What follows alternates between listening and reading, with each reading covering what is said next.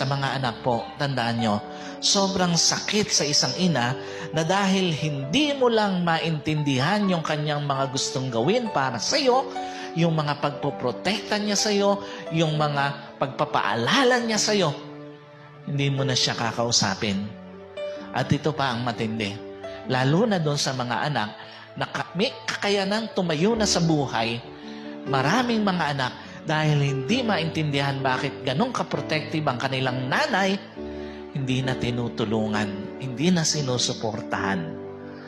Maraming mga anak, dahil hindi na maintindihan yung kanilang nanay, ayaw ng tulungan, ayaw ng suportahan. At pinakamasakit yun, na yung unang umaayaw para suportahan ng isang ina, yung kanyang mga anak. At ang dahilan lang, hindi siya maintindihan ng kanyang